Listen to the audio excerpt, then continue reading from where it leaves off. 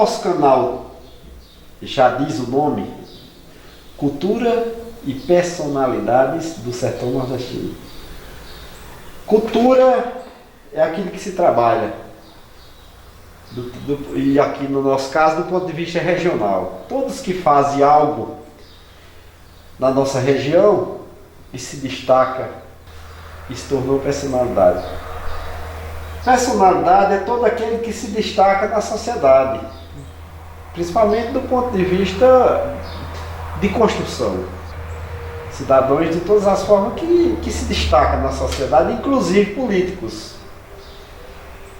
Estou entrevistando aqui um político que está relatando a sua trajetória política, não tratando de política partidária. Inclusive, eu quero salientar que qualquer uma pessoa que se acha nessa condição de personalidade, que tem algo a contribuir e quiser nos procurar para fazer sua explanação, sua trajetória, falar de suas realizações do ponto de vista pessoal e público, nosso canal está aberto para isso. E você agora vai falar da sua trajetória quanto cidadão e homem público. Eu fico primeiro extremamente feliz de poder participar do seu canal, e aqui eu quero estender os meus aplausos pela sua coragem, pela sua ousadia. Não é fácil, eu sei que não é fácil alimentar um canal desse porte com esse valor cultural, né? E eu quero aqui contribuir sim neste momento e recomendar às pessoas que sigam, que deem publicidade. Eu acho que é importante esse engajamento das pessoas que assistem o seu canal, porque ele tem um valor cultural enorme. Ele tem um valor para a nossa sociedade do ponto de vista da história e da cultura, de um valor incalculável. E fica aqui os meus aplausos por essa criação, e estou aqui à disposição para a gente conversar. Infância. Eu nasci no sítio Ipueiras, sou suarana de Ipueiras, Juazeirinho, e logo após, aí com 4 ou 5 anos, nós vivemos toda a nossa infância na fazenda Donana, a fazenda de Dr. Quirino. Meu pai era morador e foi lá onde nós tivemos, eu posso dizer assim, um berço do conhecimento de uma família que sempre nos incentivou ao estudo. Meu pai, na sua simplicidade, mas sempre valorizou que a gente pudesse estudar na vida, vencer na vida. Na infância eu tive um sonho, foi muito interessante isso, eu relato muito rápido, para dizer que eu sonhava em ser prefeito de Soledade. Imagina aí, com 7, 8 anos, eu subia num balde do açude e fazia discursos, né? Discursos como se aquela água fosse a plateia, né? E lá eu fazia muitos discursos, né? Nesse sonho de ser um dia prefeito da cidade que amo. Daí vivemos ali estudando na escola municipal, inclusive Ana Pinheiro era a minha professora inicialmente, depois viemos para a Escola Estadual Trajano Nóbrega. Você concluiu o primário, que na época era primário, na Escola da Melancia. Na Escola de Melancias. Sim. E depois viemos para o 5º ano, que foi no Buriti. Sim. No Buriti, depois pagamos alguns anos na Escola Trajano Nóbrega. Sim. E meu irmão Cleonildo foi para a escola agrícola. Eu também optei por ir para a escola agrícola de Lagoa Seca pela UEPB. Para isso eu tive que morar na casa do estudante Félix Araújo, mas antes de morar na casa Félix Araújo, antes de conseguir uma vaga, eu fui morar num prédio em Lagoa de Roça e tinha que estudar, era 2 turnos, lá tinha um RU, né, o chamado Restaurante Universitário. Em Lagoa de Roça? Em Lagoa Seca, que é da Universidade Estadual. Sim. E morava em Lagoa de Roça. Então era um sufoco, tinha que pegar um ônibus, vir para Lagoa Seca, tinha que andar a pé 2,5 km para estudar lá. E passava o dia todo na escola. Na verdade, eu passei em Lagoa de Roça, eu só consegui morar um dia para o outro. porque nesse interstício, na noite em que eu cheguei lá, houve um incêndio e eu fui totalmente queimado, né? Na época não tinha celular, era aquela dificuldade.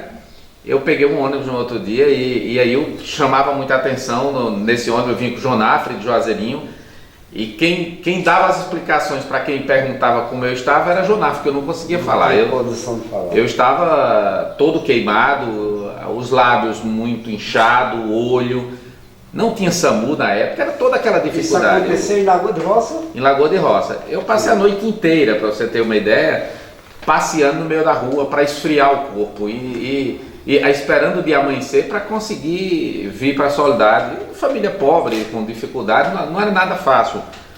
E eu consegui chegar em Soledade descendo ali na BR e a pé eu cheguei em casa. Quando minha mãe me viu, aí tomou aquele choque. Foi isso, pelo amor de Deus. Parecia que eu tinha sido atropelado.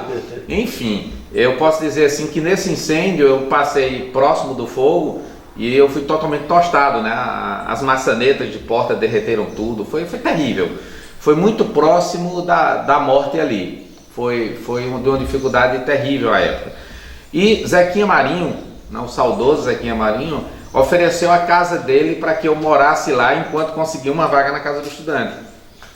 Ainda morei 6 meses com Dona Arlinda, inclusive já é falecida, e lá eu convivi durante 6 meses junto com Israel Marinho, e nós íamos a pé da casa de Zequinha Marinho em Lagoa Seca, na segunda família dele, a pé para chegar na universidade. Eu aguentei muito pouco, para ser sincero, eu só aguentei esse rojão 1 ano. Sim. Quando eu fui eleito presidente da Casa do Estudante Félix Araújo, eu consegui uma bolsa pela Senec e estudei na escola da Senec, que era de frente à Casa do Estudante. E me recordo de uma cena muito interessante. Em 1990, Soledade vivia uma grande seca, muita dificuldade, fome, pobreza. E na época eu consegui muita merenda, agora era muita merenda mesmo, de Campina Grande, com a equipe, esqueci o órgão agora, mas era do governo federal que distribuía alimentação escolar. Você conseguia quando era presidente da Casa do Estudante? Da Casa do Estudante. Sua função lhe ajudou nisso? Isso. E interessante é que, na época, Soledade, eu me recordo bem isso, o prefeito era Zé João, em 1990. Zé João tinha conseguido o primeiro ônibus escolar para a nossa cidade. Soledade nunca tinha tido, comprou o primeiro ônibus. Esse ônibus já foi vendido quando eu estava na minha gestão, ele estava todo depreciado, enfim. Mas era o primeiro ônibus e eu pedi na época a Zé João para me fornecer, para não ter que enterrar merenda, porque era muita e estava vencendo vencendo a data e teria que ser enterrado. Para não enterrar, eu pedi a ele um ônibus, foi um ônibus para lá, para pegar essa merenda e saiu distribuindo nas periferias, enfim, de Soledade, ajudou algumas pessoas e me recordo isso, né? Então, foi esse trajetozinho ali até...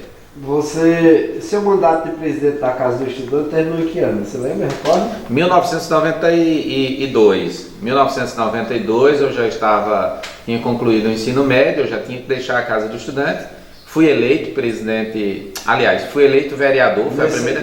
Nesse final de mandato lá, você começaria o mandato de vereador aqui? Isso. A partir de então? Isso, e aí foi interessante, porque minha campanha foi uma surpresa à época, porque como eu era presidente da Casa do Estudante Félix Araújo, eu ia muito a Rotaries Clube, eu dava entrevista na TV Paraíba, aferia pressão no Parque da Criança, junto com o fisioterapeuta. A gente fez toda essa mobilização que saiu em rede televisiva para a época, né? Isso foi a propaganda para que eu pudesse ser eleito vereador, com a ajuda da família, de amigos, evidentemente, mas do ponto de vista logístico foi isso que me deu a chancela, digamos assim, para que eu chegasse a eleger-me pelo PV. Foi o primeiro vereador do Partido Verde na Paraíba. Na época, Tota Agra era o presidente, foi quem me deu essa legenda, que ainda dependia, diga-se de passagem, do aval do Congresso Nacional ou o registro no TSE. Eu não sabia nem se conseguia. E eu arrisquei, só eu consegui arriscar mais Tota e alguns em Campina Grande. De modo que o Tota perdeu e eu fui o primeiro vereador do Partido Verde. Isso foi em que ano que você se Em elegeu 1992. Você foi cassado no primeiro mandato de vereador? Aí no primeiro mandato de vereador eu fiz ante a minha juventude, aí eu tenho que confessar isso, a empolgação do jovem, né? A ausência da maturidade faz isso, e eu confrontei o governo de forma muito forte.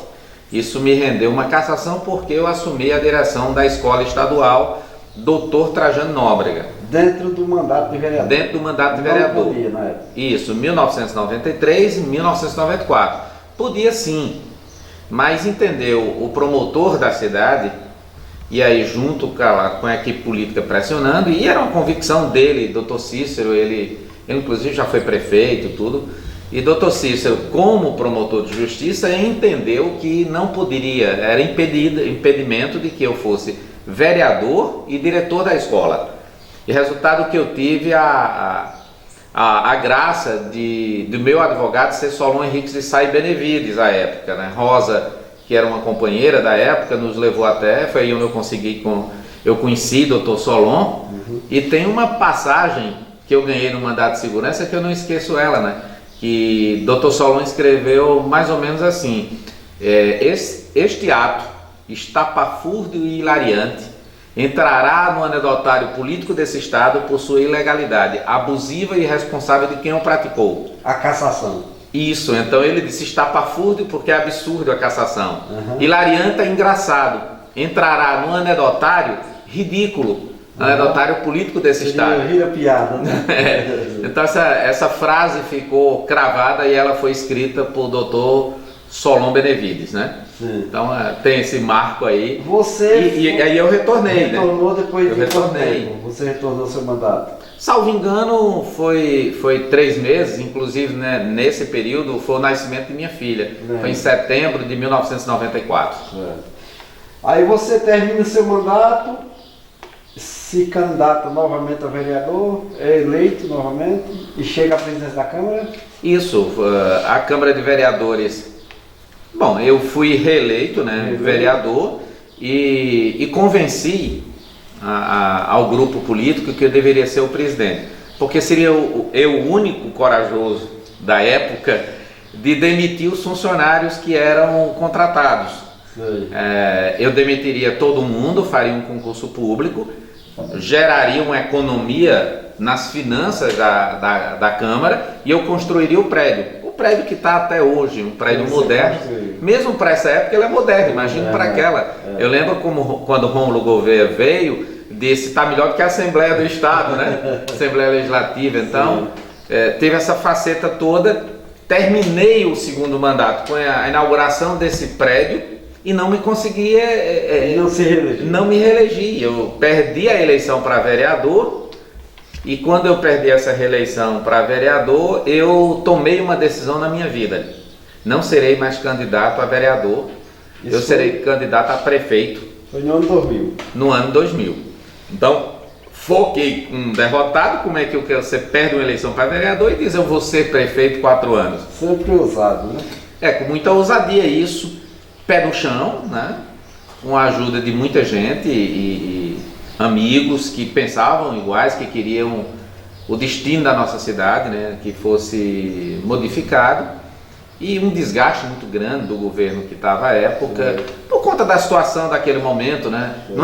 Já não é fácil de governar em qualquer época, imagine naquela época, né? Isso foi em 2004, um desafio. Se elegeu prefeito de Soledade.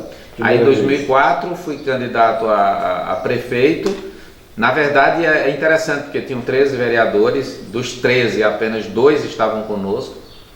Das lideranças políticas todas estavam com o candidato do prefeito na época, todos sem exceção, mas foi o desgaste realmente político ali que a gente conseguiu com a vontade popular.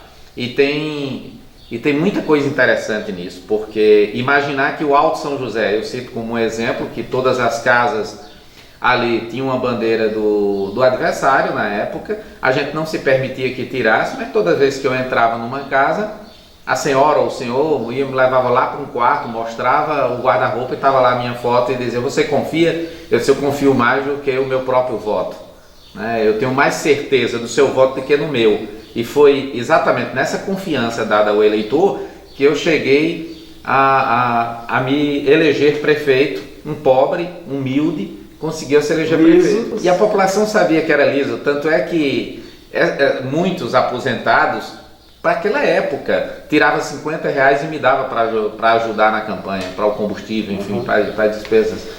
Quanto ao seu primeiro mandato, você acha que realizou uma boa média da sua intenção que você tinha de governar?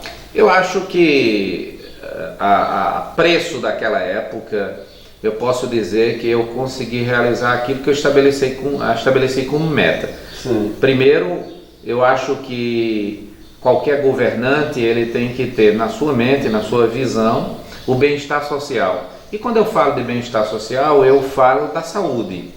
Eu acho que o maior legado do meu governo não foi as obras que fiz.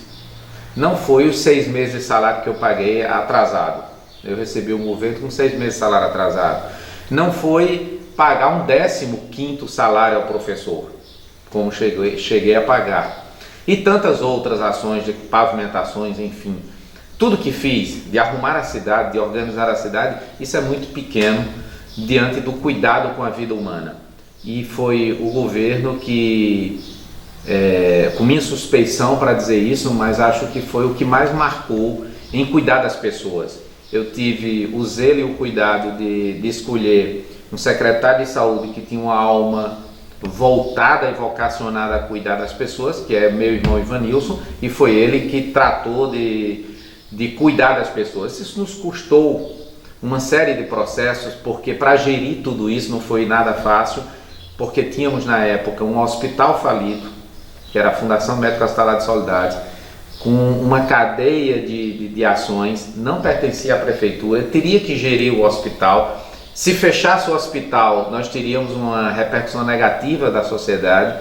Eu sempre disse que o Hospital de Soledade ele continua ainda, como na minha época também, ele é uma piada do ponto de vista de um hospital, porque tudo aquilo que é feito uma boa policlínica faz, que é acolher o paciente, e acolher, e quando é aquele caso de estabilizar o paciente, ele faz isso muito bem, seja policlínico ou hospital, mas quando se trata de um exame mais aprofundado, não temos. Quando trata de uma especialidade, também não temos. Tem que conduzir para um grande centro. Mas eu teria que tomar uma decisão na época que era acolher os servidores da Fundação Médica Hospitalar de Soledade e os agentes comunitários de saúde que não tinham nenhum vínculo com o município, era um contrato irregular, e nós acolhemos através do OSCIP. Depois o Tribunal de Contas disse que não podia, mas depois que tinha sido feito, e aí não conseguimos prestar contas daqueles valores lá, porque o presidente da OSCIP do Ceará, né, do Cádiz, foi a óbito, não aguentou a pressão da justiça, que buscava ali a questão de contribuições, enfim, quebraria eles, porque na conta deles não estavam aquelas contribuições, porque era uma organização, uma ONG, a mesma coisa da Cruz Vermelha, que funcionou a Cruz Vermelha no estado, e era a mesma política, e não teve problema nenhum, a não ser depois outras questões que vieram à tona, mas do ponto de vista da contratação, o Tribunal de Contas aprovou isso muito bem. No caso das OSCIPs, com os prefeitos, foram 80 e poucos prefeitos que tiveram problema. Quem tinha dinheiro ia lá e pagava, quem não tinha ficava devedor, porque o presidente faleceu, repito, do Cádiz, depois da CEGEPO de Recife, também foi a óbito, não aguentou a pressão, tudo por ataque cardíaco. E por último, teve o do Prodem em João Pessoa, que se viu tão complicado ali, que houve um incêndio. Aí não sabe se criminoso ou intencional do dono para queimar tudo e não tem mais o que apurar. Enfim, isso nos rendeu as imputações de débito que os nossos adversários... Por não prestar conta. Pelas OSCIPs não prestar conta. Pelas OSCIPs. Nós prestamos conta do que ia para a OSCIP. E não há um médico, não há um servidor, um funcionário, absolutamente, que não tenha recebido recurso da OSCIP. Todos receberam, mas isso nos rendeu esse problema com relação à prestação de contas. Que me custa até hoje, né? E que me custa... Né? Isso foi no primeiro mandato. No primeiro mandato. Você se reelege em 2008. Me reelejo e pactuo, eu pactuei na época, um acordo com a Procuradoria do Trabalho de Campina Grande e cumpri, que foi fazer concurso público para agente comunitário de saúde, foi com base numa decisão do Congresso Nacional de colocá-lo como efetivo. A primeira contribuição para o Instituto de Previdência foi exatamente por essa ação em 2009. Eles passaram de fato a contribuir com a Previdência e serem segurados da Previdência, foram ingressados como efetivo e estão até hoje, e fizemos o primeiro concurso de verdade, né? Que eu digo de verdade porque abrangia todas, porque no governo anterior tinha sido feito, mas não alcançou os agentes comunitários de saúde. Para os agentes foi o primeiro concurso e a primeira, eu posso dizer assim, a primeira justiça feita com eles foi efetivá-los e promover a contribuição. Neste mandato de prefeito você também sofreu uma cassação?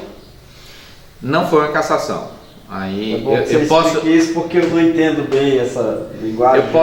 Eu posso dizer, a primeira cassação houve uma anulação. Sim. Quando houve anulação foi naquele de vereador, lá atrás, repito, por ocupar os 2 cargos, entendeu? O Tribunal de Justiça da Paraíba que não haveria crime, então me restabeleceu. Então não houve cassação quando se anula. O segundo foi uma perda da função pública, o que é diferente de cassação. Eu caço um pássaro, o pássaro vai ali, eu cacei, eu peguei o pássaro, ia passando eu perdi, eu peguei, eu cacei, tanto que a caça é aquele que você faz o abate, né? Sim. Você caçou, é um ato gerador que o caça. O fato da perda é como se você fosse numa motocicleta para a cidade e perdesse aquele objeto, então você vai lá e resgata ele. Bom, enfim, essa perda se dá por uma razão, e a razão foi, na época, por conta de um celular, um aparelho de celular, modelo Nokia, que na transição minha para o outro presidente, né, e mesmo eu restabelecendo o celular, fazendo tudo, continuou a ação de improbidade. Se fosse na lei de hoje, mesmo com toda essa manobra, não me faria perder o mandato, né? Óbvio que não. A perda do mandato se deu por um ato de 1998 e eu perdi o mandato de prefeito em setembro de 2011.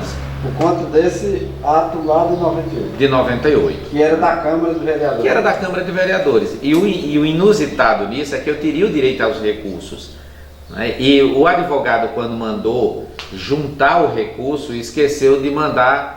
Na época a dificuldade, porque hoje você tem um PJE que você faz, já emite, manda pagar. Não pagou as custas. Aí mesmo pagando depois, julgou deserto. E depois era como se tratasse com o paciente já em estágio final. Então recorre, o tribunal entende, está deserto. Aí você vai para o STJ de está deserto. Então desce, cumpre, ainda conseguiu segurar ali por volta de 2 anos e meio. Foi muita coisa do ponto de vista jurídico, eu falo isso com um advogado.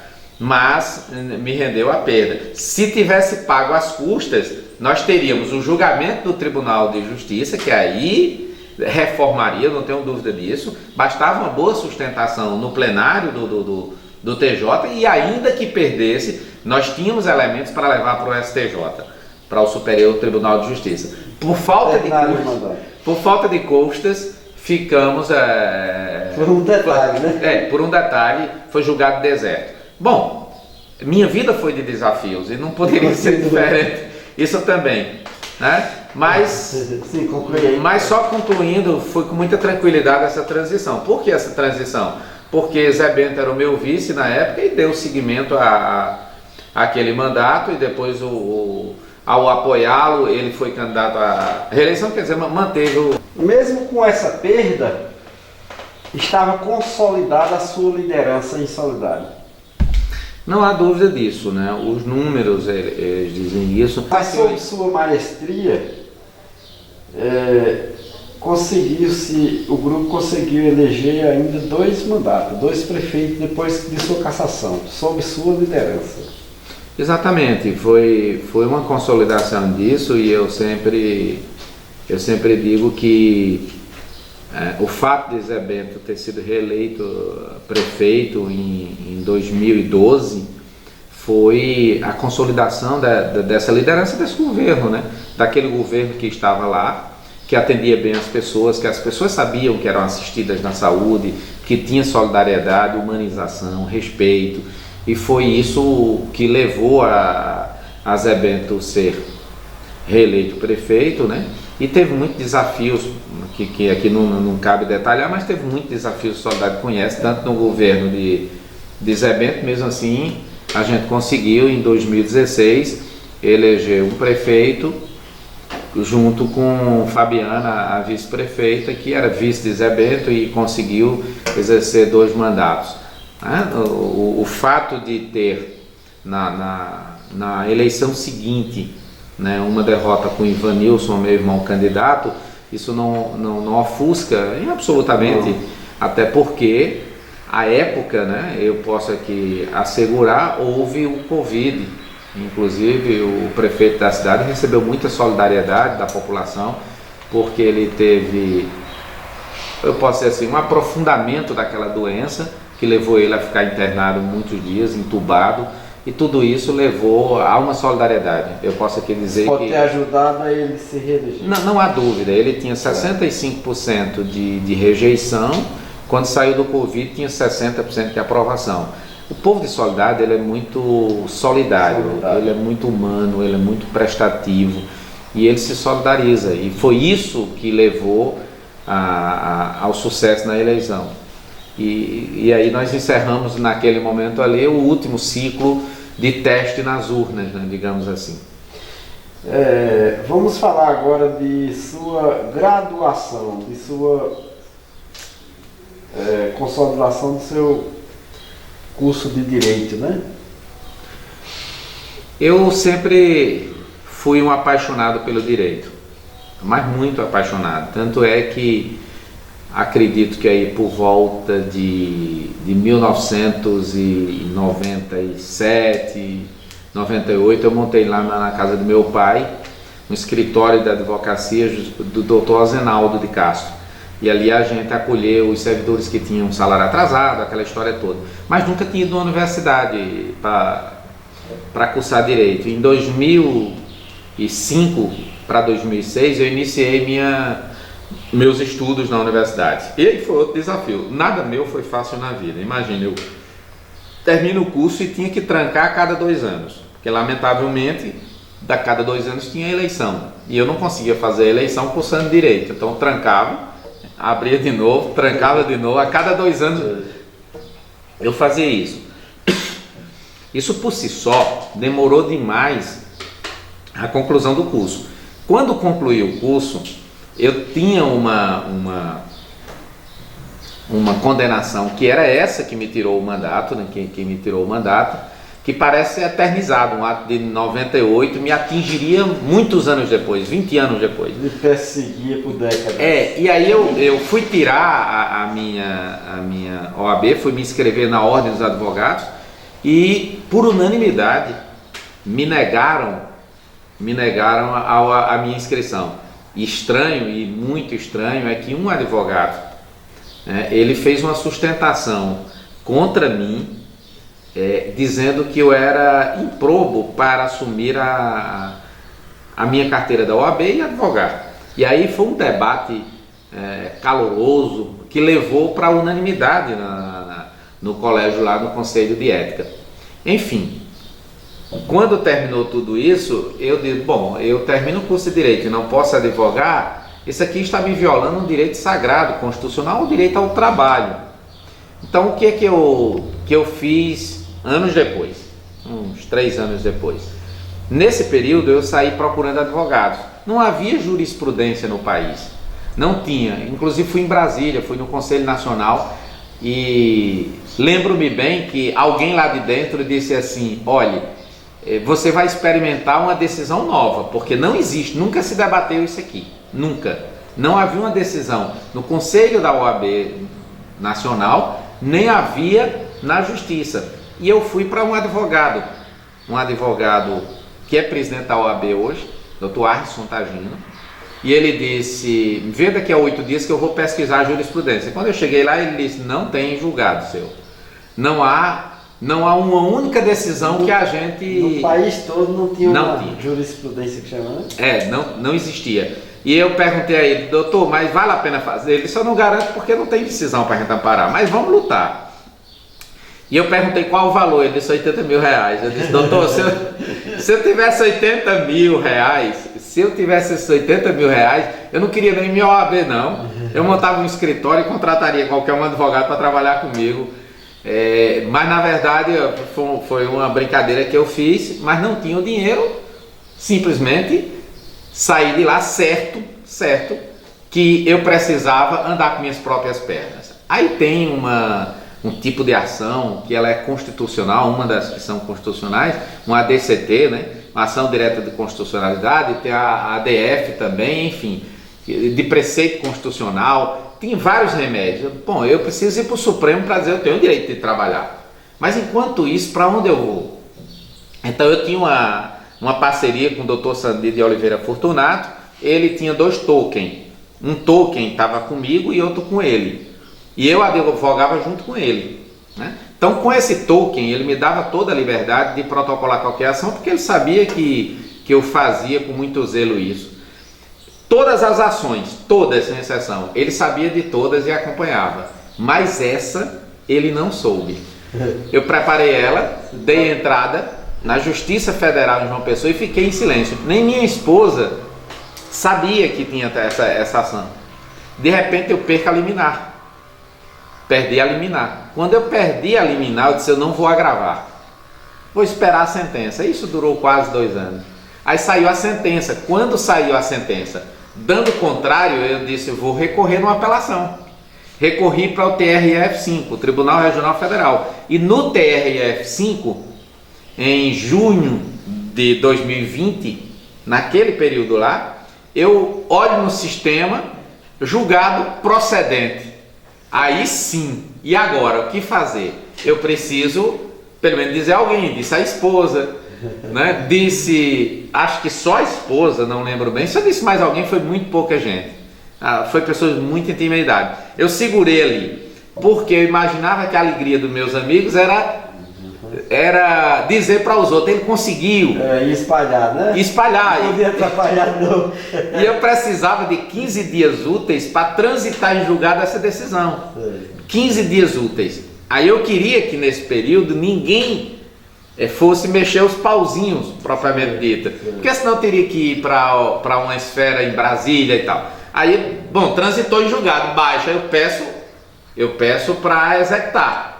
Para de fato me dar. E aí levou mais 60 dias, veio sair em outubro de 2020, foi quando os solidarenses souberam, não foi inclusive num período de eleição e tal, e aí diziam que eu não tinha OAB, fizeram apostas na cidade, enfim. Então, essa minha vida é de muita luta, de muito desafio. Tantas vitórias que você teve na vida e tanto desafio, essa foi uma das mais saborosas, como diz o outro, né? Foi, não há dúvida, foi uma espécie de lavagem da alma, digamos assim. Foi muito importante. Depois de tantas e tantas lutas, batalhas, vitórias e contratempos, agora sua condição de saúde. Me fala um pouquinho dela, sua saúde no momento. Aos 50 anos de idade eu fui diagnosticado com um esporão de calcânio, que já vinha sendo tratado há mais de 3 anos, por 5 ortopedistas e 2 angiologistas. E ainda me indicaram um reumatologista. Enfim, todos aqui no final concluíram que era na área ortopédica. Mas como na área ortopédica, se eu não conseguia mais dormir, se eu tinha que me drogar para poder dormir, em 2017 eu sofri um acidente. Quando eu sofri acidente, quebrei 4 ossos do outro pé, fiz por conta própria uma tomografia, não foi visto nada. Bom, mas resumo da ópera, que foi em 2021, início de 2021, o último ortopedista que tinha me consultado, que disse que era um fascite plantar e um esporão de calcânio, que eu deveria fazer fisioterapia. E eu procurei uma amiga, Cláudia, que é fisioterapeuta na cidade, conhecida como Claudinha Coração, e passei a fazer fisioterapia e fiz por 6 meses. E fui piorando. Você imagina, vou fazendo fisioterapia e vai piorando. E aí acendeu a luz, porque um tendão começou a romper. Nesse período, Cláudia tinha me dito, olha, se não melhorar com 6 meses, se não tiver nenhum sucesso, é caso de cirurgia. Ela só não saberia dizer o que e nem teria como saber. E daí eu fui para Dr. Otávio, porque eu precisava viajar para Ribeirão Preto, e quando eu ia viajar para Ribeirão Preto, eu precisava pelo menos dormir. E aí eu não suportava mais a dor para acompanhar a minha esposa no tratamento de uma mutação do gene lá na Hospital das Clínicas.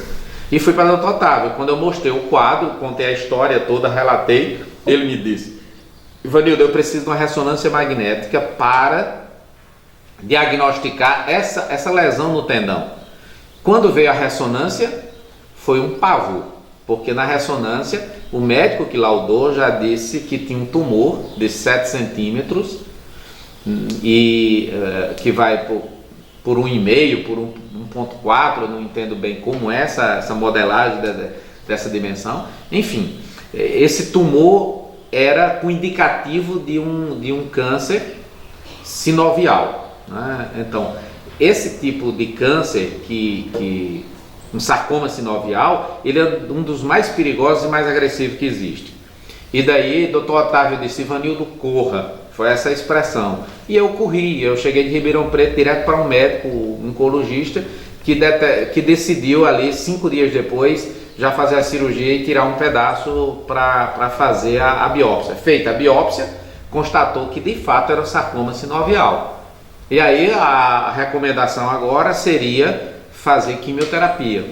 A médica, a doutora Cristiane Marinho, ela, ao me ver, ela disse assim, eu vou passar o que a medicina nessa área manda passar como a maior medicação.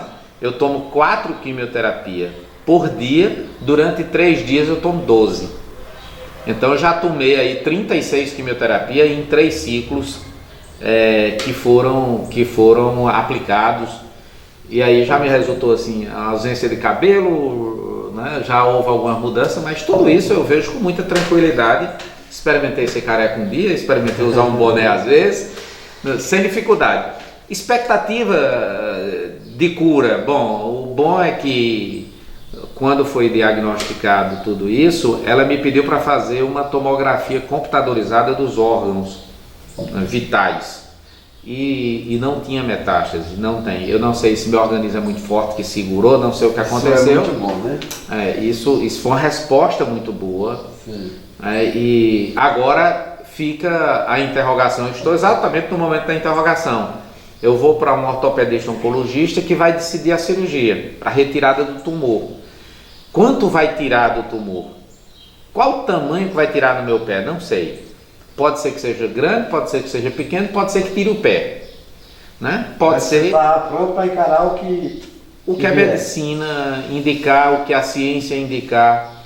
Sabe o que me fortalece nisso? É a certeza que Deus existe, é a certeza que nós não somos nada na vida e não existirá pobre, rico, branco, todos somos iguais. E sabe por que eu durmo tranquilo? Porque um dia, quando eu cuidei das pessoas, eu cuidei muito bem. E Deus vai me dar a graça da cura e eu creio ainda que eu vou ter a restauração do meu pé. Pode não ser o mesmo, mas eu vou estar com o meu pezinho. Mas aí nesse entre meio teve mais um desafio que foi o Covid, né? Você pegou o Covid dentro do... Não, imagine aí o quanto foi difícil, porque quando se toma uma quimioterapia, menor que ela seja, a minha é máxima, mas mais que seja metade disso, é como se resetasse o organismo do ser humano, o processo da medula, o metabolismo ali. Você zera a defesa e a medula vai produzir anticorpos. Nessa fase, a médica tinha me dito que eu não pegasse nenhuma gripe. Eu não peguei uma gripe, eu peguei o Covid.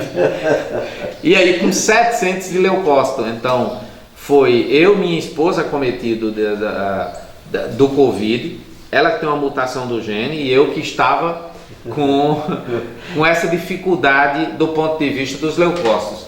Então aí nos trancamos, né, e passamos alguns dias enjaulados, né, com cuidado da família e tudo, fazendo ali, mas sem contato, e estamos contando a história. Mais uma batalha foi vencida. Não precisei ser internado, não precisei ser entubado, Então, é aquilo que eu digo muito, que Deus sabe todas as coisas, a gente é que não sabe de nada, né? Nem a gente é capaz de vencer nada. A natureza, ela se encarrega, Deus é o pai da ciência. Acredito na vacina, que tem me ajudado muito, acredito na ciência e acredito no poder soberano de Deus, é que nos dá força para guiarmos o nosso futuro, não tenha dúvida. Diante de tantos desafios, de tantas batalhas vencidas e perdidas, teve algumas, né? Você está passando por uma experiência muito difícil e muito de cabeça erguida, com a certeza de mais uma vitória, com a permissão de Deus. Que projeção você faz do futuro? Inclusive para a sua cidade, para a sua terra, para o seu povo. O que é que você pensa sobre...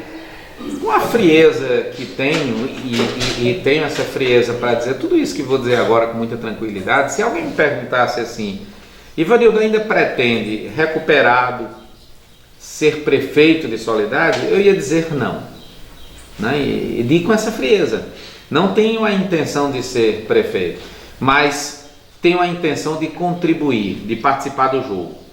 E quero dizer a todos que eu tomei a decisão meio radical nos últimos dias, sozinho no meu canto, que eu não vou esperar a cura para começar a apitar nesse jogo. Eu vou apitar sim, eu vou participar do processo, ouvindo a população, e no final o que eu quero é o checkmate da população. Ivanildo é importante nesse processo, as urnas vai revelar isso, né? Se de fato esse grupo político, por nós conduzido, se ele tem e se é o desejo da população de que a gente possa ajudar a população a sair ou entrar num novo jogo, sair de um jogo que é desaprovável por muitos e entrar num novo modelo de gestão mais humanizada, com mais cuidado. A sensibilidade que eu tenho hoje, Elias, é muito mais forte do que alguns anos atrás, porque eu lembro-me bem da dificuldade à época de carro, de dinheiro, de recurso, mas por quantas vezes a gente autorizou cirurgias caríssimas, procedimentos caríssimos. Hoje eu sou advogado do câncer, não haverá uma única pessoa que me procure para advogar, para ajudar uma pessoa do câncer, que seja por dinheiro. Eu faço questão de doar esses honorários à população para cuidar. Mas eu quero dizer a você que qualquer prefeito que se preze não deveria se permitir sem ter uma casa de apoio em Campina Grande e outra em João Pessoa, porque é humanamente impossível que um pobre, que alguém que esteja acometido de um câncer, que consiga fazer os exames sem a ajuda do governo, que consiga fazer uma quimioterapia mais rápido, que consiga, né, fazer a quimioterapia e vir um carro de João Pessoa para cá ou de Campina para cá. É desumano. Só sabe quem passa o quanto é difícil. Vocês estão me vendo falando aqui, mas só Deus sabe o quanto eu saio abatido no terceiro dia. Eu consegui nos primeiros dias fazer alguns vídeos, depois eu não conseguia fazer mais, porque ela dá uma sensação terrível. É como se estivesse abatendo o ser humano para você se recuperar dias depois, mas aquele momento é traumático. E eu entendo que minha grande missão é fazer com que a população sofra menos, seja comigo ou com quem quer que seja, mas a gente precisa dizer que o governo tem a obrigação de cuidar das pessoas. Na hora que as pessoas mais precisam, na hora do exame, na hora da cirurgia, na hora do diagnóstico, na hora de acolher, na hora que chega no hospital, tratar bem as pessoas, distribuir medicamento para as pessoas que mais precisam. Tem muita gente sofrendo. Eu vejo com muita tristeza quando se faz campanhas para atendimento à saúde. É terrível. Eu vejo com muita tristeza quando é negado o iodo, que é um dos tratamentos do câncer da garganta, como recentemente tem, né? E é negado esse serviço pela prefeitura. Eu fico muito triste quando alguém tem que entrar na justiça para fazer uma cirurgia. E quantos pacientes tiveram que fazer isso? Quem não lembra que Soledade tinha aquelas pessoas com problema psicológico, que as pessoas apelidam de doido e não se pode dizer essa linguagem, são pacientes desse sistema psiquiátrico, psicológico. Esses pacientes viviam no meio da rua, jogados na sarjeta, urinando no meio da rua. Você não vê mais essas pessoas. Em contrapartida, nós estamos vendo surto que ninguém via mais. Essas pessoas tendo que ser internadas no Dr. Maia, que a gente não via mais isso na cidade. Por quê? Porque era dado a medicamento. Você imagina que um medicamento de R$20, de R$30, para a prefeitura isso não é nada. Mas para um pobrezinho que às vezes não tem nem o que comer, isso é muito dinheiro. São esses, Elias, que não tem a quem pedir. São esses que tem que bater na porta do governo e dizer: eu preciso do medicamento, que minha mãe está morrendo, que meu pai está sentindo uma dor forte, precisa de uma ultrassonografia. Entender uma coisa, o diagnóstico hoje é fundamental. Eu sou o maior exemplo disso. Se eu não tivesse ido para Dr. Otávio, se eu não tivesse feito a ressonância, eu não estaria aqui. Certamente eu já teria morrido. Então o diagnóstico é fundamental, né? Então imagina um pobre que não tinha condição de pagar essa ressonância magnética, né? Que mesmo que o médico dissesse: eu quero a ressonância, mas ele fica apelando 6 meses, esses 6 meses pode custar a vida. Como é que você pensa a Soledade no futuro? Eu digo que sonho com uma Soledade melhor. E sonhar com uma Soledade melhor é uma cidade bem cuidada, uma cidade amada e cuidando do que é essencial, cuidando do seu povo e da sua gente, para que as pessoas tenham o direito à saúde preservado, uma educação de qualidade e entendendo que o mais importante em qualquer gestão ou em qualquer política pública é o direito à vida, é o direito à sua garantia primordial à saúde, que é constitucional. A saúde é direito de todos e precisa ser feito isso com uma cidade que possa oferecer essa qualidade de serviço. O sonho meu é ver uma cidade bem cuidada, mas o seu povo muito mais bem cuidado do que a cidade. Sabe por quê? Porque uma obra pode valer milhões, mas uma vida eu não sei calcular. Eu quero pedir a você que está assistindo esse vídeo que possa entender que o importante para esse canal é a inscrição. Inscreva-se no canal, dá o like, é importante, comentar e faça isso também. Mas o principal é se inscrever. Vamos valorizar esse canal que é da nossa cidade e contribui com a nossa cultura, com a nossa história, e todos os soledadenses que conhecem e sabem, aliás, o caririzeiro, o nordestino, todos que estão assistindo e valorizam esse tipo de trabalho, possam se inscrever no canal, compartilhar e dar o like, ok? Um abraço a todos.